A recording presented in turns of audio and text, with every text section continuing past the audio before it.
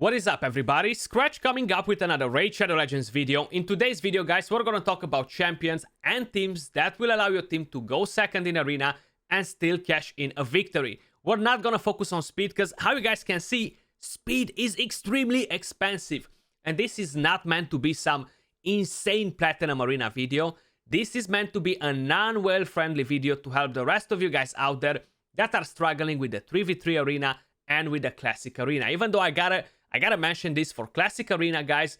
If you just started the game recently and you don't really have a developed account with decent builds on your champions, they're not really gonna work for you as good because your champions, they're gonna be extremely squishy and they're gonna get one-shotted most of the time, since the teams you're fighting in Classic Arena are very hard for new players, okay? It's just Plarium needs to introduce the bots again into the lower tiers of Arena.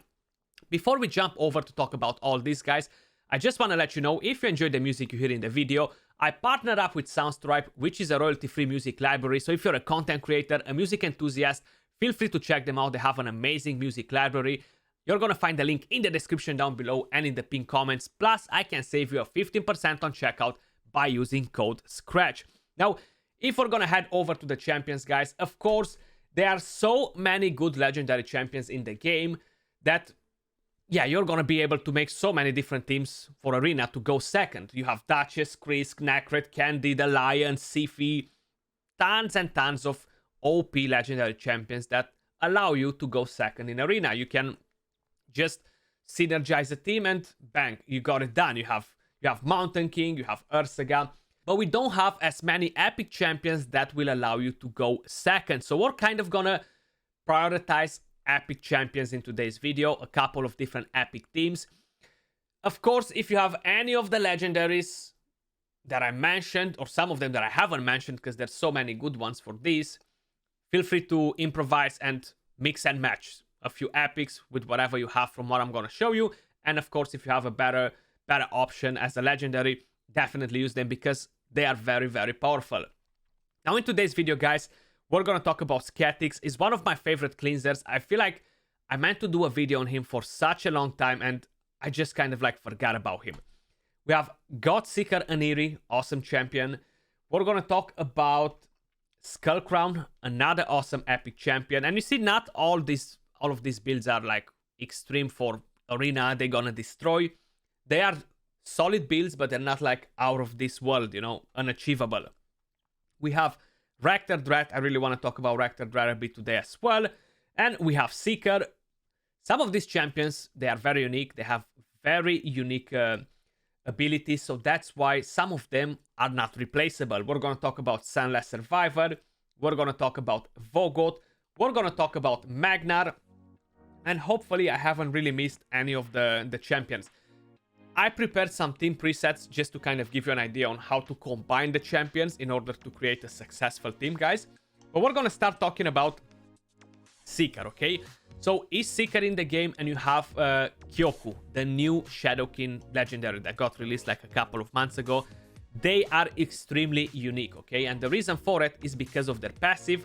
Heals this champion by 20% HP and places a 60% increased defense buff on all allies for 2 turns when hit with a critical hit. So basically, it's about positioning your champions, right? You know how it goes. You have position 1, 2, 3, and 4. When you're building your teams, even for clan boss, for arena, depending on how many slots you have available. But that's kind of like what makes Seeker so unique for it. Then his aura increases ally defense in all arena battles by 30. You have a huge thermometer boost and you have an increased attack from him. And you have a nice provoke on the A1. I have him built on a shield set at the moment, kind of like prioritizing a bit of speed and tons of HP to ensure he's gonna stay alive and keep the rest of the team alive with a bit of a shield, you know. In terms of masteries, I went with timely intervention. When the HP drops on my team, he's gonna get some thermometer to ensure I'm gonna get to go in front, you know, of the rest of the team, so they don't overlap me, since I'm not gonna be extremely fast, you know. Then I'm always kind of gonna prioritize to use with him in the same team a cleanser, okay? So either we're gonna go, for example, with Skytouch Shaman. I'm gonna have the exact same masteries on her, more or less. I definitely want to have timely intervention to ensure Seeker is not gonna overlap her. So they're kind of gonna move at the same level, both of them, while she is the fastest in the team. And she is built on immunity. Now, immunity is important even if you're building high resistance, because if you're gonna go against teams that they have champions on stun sets, provoke, etc., those sets do not require accuracy, so because of it, they cannot be resisted, okay? So I can land the stun on you with the stun set, and I have 0 accuracy on my champion, while you have 1000 resistance, okay? I can do that because that's the way it works. So that's why you wanna have immunity. Sometimes you might wanna have immunity with resistance to resist Kymars, for example, to resist Lady Kimis, for example, or Madame Series, for example. And like that, you're gonna resist them and afterwards cleanse the rest of your team. So I have him built on a untouchable set, immunity with resistance and a resilience. So I don't have an insane amount of resistance on him. He's not very tanky, and I'll explain you in a second why he's not so tanky, and he's not as fast. So I cannot really use this champion with Seeker in the same team, not for the moment, because the speeds, they're just not gonna allow me to do what I need to do, okay? So basically, with Scatix, if we're gonna go at the skills, he actually removes all debuffs and gives you immunity, okay? And a bit of shield. But what's so nice about this bad boy is places a block damage buff on this champion for 1 turn whenever their HP drops below 30%. Very similar with what Skullcrown has, for example. The only difference here is if the damage that he's about to receive is over his HP, he's gonna die. So this is never gonna proc. Let's just say I have a 50k HP and I'm gonna get hit for 60k, he's gonna die. So his passive is not gonna come in play. But it's very good if you're going against champions that have multi-hits or anything like that, because that's gonna proc the block damage and it's gonna stop him from taking damage. This build is kind of like to stop Kymars from sleeping me, from taking the rest of the buffs from the champion, to be able to keep that immunity on him, you know? So that's kind of like the build that I have on him. In terms of masteries, I actually went with Unshakable on him instead. On Skytouch Shaman, you've seen I went with Timely Intervention, and the stats on her are 75k HP, 271 speed, so slightly faster than Seeker. Godseeker Oniri, another decent champion for Go Second teams. She is built on a Swift Parry set, and I have an Immortal. I have 2 reaction pieces on her, which actually are a huge help for champions like this. Total stats, 56k HP, 3.5k defense, 283 resistance, 225 speed. Now, I could tank this champion more, give her more HP. That would make her much better, you know? But about this champion, the passive, okay? So, increases the amount of healing, and if an ally is about to get killed by a fatal hit, preempts that hit and instantly places a revive on that buff on them for 1 turn before the damage is taken. Now, correct me if I'm wrong, but this should prioritize the lead, okay? So if you're gonna put this champion in the second slot, she's gonna prioritize the lead to get the revive on that. So let's just say you're putting another reviver in there. If you're going second, is a team that is gonna destroy you. The reviver is gonna get back on track, and you might be able to save the fight, you know? And of course, you're getting a bit of more healing and stuff, but that's kind of like the main thing about Godseeker Oniri. She does have a revive skill too. In terms of masteries, I don't think I have masteries on her at the moment. Yeah, I was sure about that. If we're gonna look at a different champion that we could use, this is my Skullcrown, so she's built on a stun set. I'm kind of using her for faction wars, not really for arena, but I'm more than positive that she's gonna do the job with the stats that she has. 5.5k attack, 250 crit damage. We have tier 6 Ham Smasher, and honestly, Skullcrown, she's one of the best champions to have Retribution on. Same with Leorius the Proud, because they have Unkillable, they're gonna be able to counter attack. I showcased you a while ago a high resistance lifesteal Skullcrown. She could have been pretty fun, honestly. And if we're scrolling all the way back right here, for some reason it moved us at the top. I'm not even sure why. And if we're going to talk about Ractor Dread, for example, now I have her built kind of like for Hydra at the moment. It's not necessarily the best build for Arena. You could use her on a Swift Parry set if you have it available, or something that will give you tankiness on her. Even a Stalwart set could potentially help you to keep her alive longer if you don't have any of the arena sets, like the crazy sets, stone skin sets, of course. They are pretty good, and you can even use her on a protection set because she buffs. The buffs won't be able to get stripped, like a 30% chance. But she's an awesome champion. The main idea with her is that she has a strong healing, she has a pretty good revive as well, and she's force affinity, so you should kind of like prioritize to use her against champions that have magic nukers in your team. And she's a pretty good epic reviver. That's kind of like the whole idea with this champion, you know. If we're gonna go all the way down to Magnar, Magnar is an HP based champion. You can tank him up, defense down, attack down won't really affect him. So because of it, you're gonna be able to go in without necessarily running a cleanser in your team, and he's gonna have a very high chance of survivability. If we're talking about Vogot, I have him built on deflection right now, and he was kind of built for the Doom Tower. So these are kind of like my stats on him. I'm not really planning to do much with him. Of course, you could run him on a shield set if you like. You could run him, for example, on a Swift parry set. That was kind of like the main thing with him when he came out. But in terms of skills, the main thing with him are the passives. Whenever this champion is attacked, heals all allies by 50% of the damage received. Only heals by 25 against the bosses. It's very important, again, the positioning of all these champions, guys, how you're gonna position them in your team if you wanna get the most out of their passives to make sure it's kind of like helping your entire team.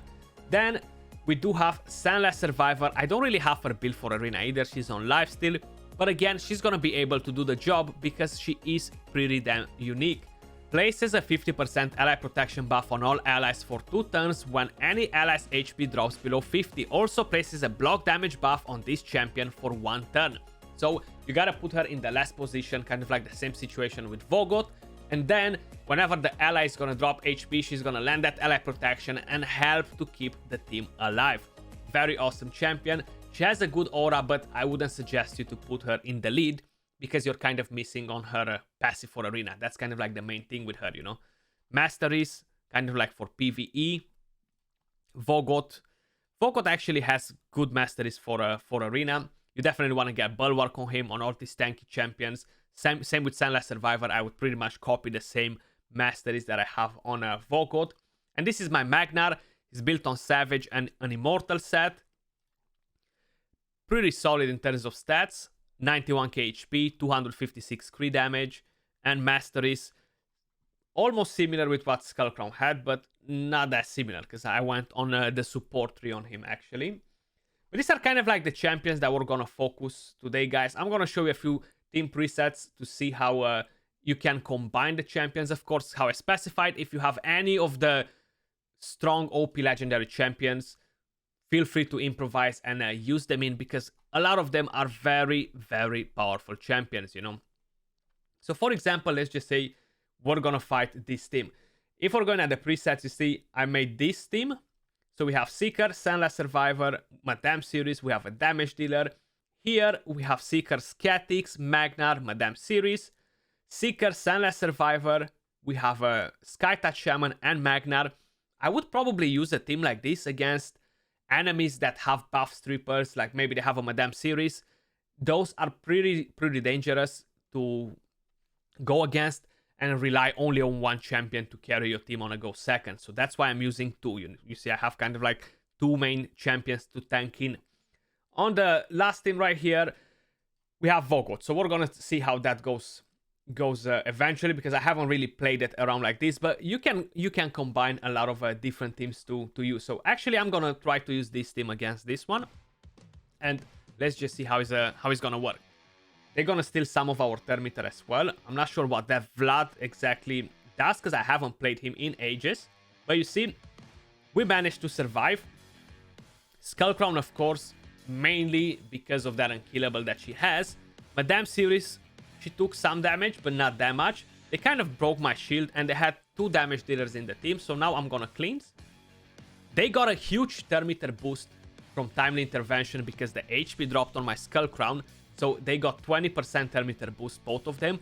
That ensures that this bad boy right here is not gonna overlap our team. So now we're gonna boost, we have attack up. We're gonna provoke the next champion that's about to go after us, or we're gonna try because we might not have enough accuracy. Strip the buffs. Nuke. Goodbye. Move over to the next one. Now, all these are not like new teams, guys. I don't think I made many videos on Go Second teams in the past and stuff, but I feel like a lot of you guys are more newish to the game, so just to kind of give you an idea of what you could expect. Now, if we're gonna go against this team, we have a Kymar. We kind of talked about what we can expect from him, being a pretty nasty champion with that sleep. So let's see if he's actually prioritizing the A2 or he's gonna reset. Maybe they haven't really done their preset on the team. So we're gonna have to use a Scatix against this Kymar and see how exactly we're gonna be able to get it organized, since it's gonna sleep us most probably. Now, having Seeker in this team might not be the best idea. Might not be the worst either. So I would want to have that increased defense from him when I get hit. But he's faster than Scatix, so it's not really gonna benefit me much. So I'm gonna try to drop actually the Madame series out of here and focus in bringing in either a Vogot, either bringing in a Sandless Survivor. I feel like Sandless Survivor might actually help us a bit more than Vogot. So we're gonna go in like this and just give it a go. We're not gonna have them a damn series, so hopefully we're gonna be able to clap them with Magnar. Sorry, I haven't actually picked the team. Let's go in and see what exactly is going to happen in here. Okay, so we got that sleep. And it feels like we haven't got a crit hit there. Is that what happened? Because, yeah, the ally protection just didn't drop in, and I was like, what is happening there? Okay, so that is actually beautiful. They decreased the thermometer on my Seeker, but they haven't managed to do it on a Scatix. So I actually get to cleanse and boost the thermometer afterwards, which is gonna be sweet. Hopefully it's gonna happen. Yes, it is. Now, this doesn't really mean that much, so I'm gonna try to go in and provoke a different champion. I'm actually gonna aim for their nuker, just to make sure he's not gonna come in and clap my team again, you know. We're even gonna be able to do this, getting some more damage. Okay, we lost him, that's fine. I was a bit worried about that, I'm not gonna lie. I was definitely worried about that. But what about now? Can we take them down? Bang! We managed to do it. That, of course, with Magnar. If we didn't have Magnar in here, we would have had a Skull Crown. We could have done the job, most probably, as well. She was definitely gonna survive. But I feel like that big gun just hit us so many times. And I'm pretty happy that we managed to survive that hit there. Now here, I would probably go with the exact same team. Just for the simple fact that he's landing a lot of debuffs. She's gonna have unkillable. She's gonna land defense down on us. So let's give it a go and see what sort of results we're gonna get here, you know. A Vogot could not be a bad idea, actually. Let me just try a Vogot. We might fail. I'm not 100% sure. But let's just see. Are we gonna fail like this, or we are gonna get that victory in, guys? Where is he? There we go. Hopefully.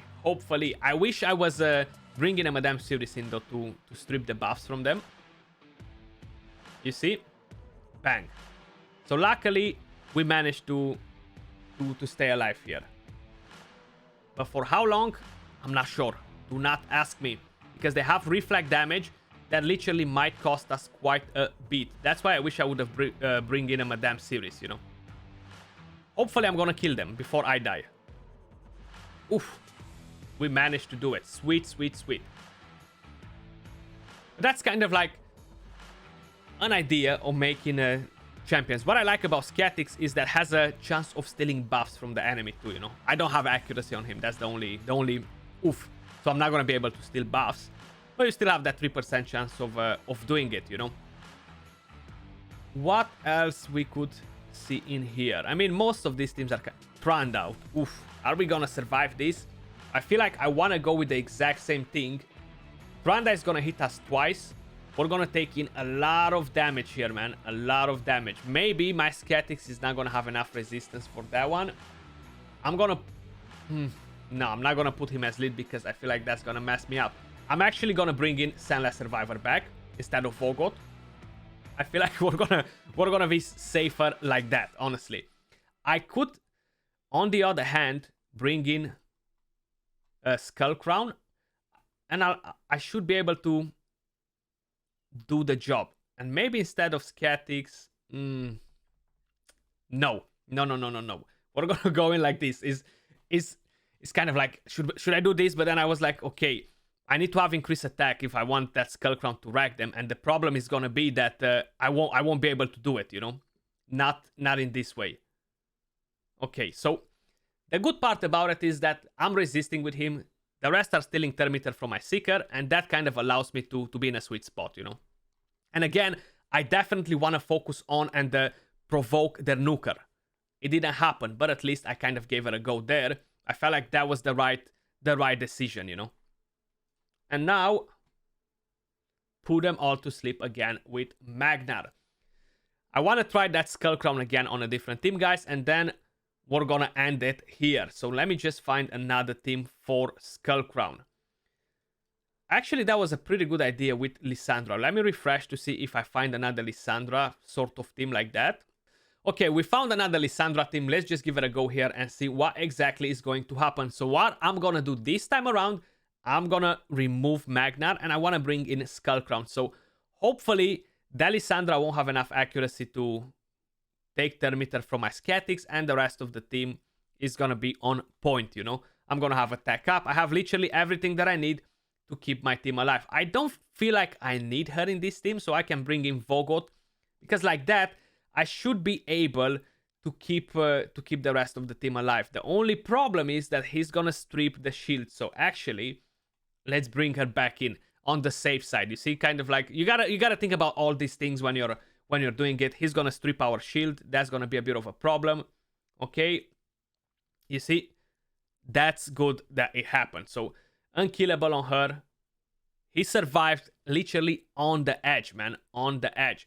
Now, I'm not sure from who she's gonna try to strip the Thermiter right now, but it's definitely not gonna be a fun thing. She got resisted. Luckily, she got resisted. So, I'm gonna go again on him. I provoked him. I feel like my team is gonna be safer now. For how long? I don't know. Don't ask me. Can we one-shot them without defense down? Almost. Almost. Okay, so now we should be able to do that and slowly kill them, you know? I doubted that these two will be able to kill my Skull Crown with that shield on and ally protection, so we're gonna have to slowly kill Lydia and kind of call it a day here, you know? We got that counter attack from the accessory that I have on her. I have one ring, so it's what, a 5% chance to counter attack? That can come in handy too. And bang. Was a bit longer, but we managed to do it. So I showed you all the builds on champions, guys. There are many different options you could use on Go Second teams. This could help you in 3v3 arena, in classic arena. Of course, it depends as well if your gear is decent enough, or if you're very new to the game, unfortunately, you're not going to be able to achieve these results against so many different teams. But that was all for this video. Let me know in the comments down below if you want to see more similar videos in the future, guys. Much love, appreciate all of you guys watching, and I'll catch you all soon in the next video. Peace.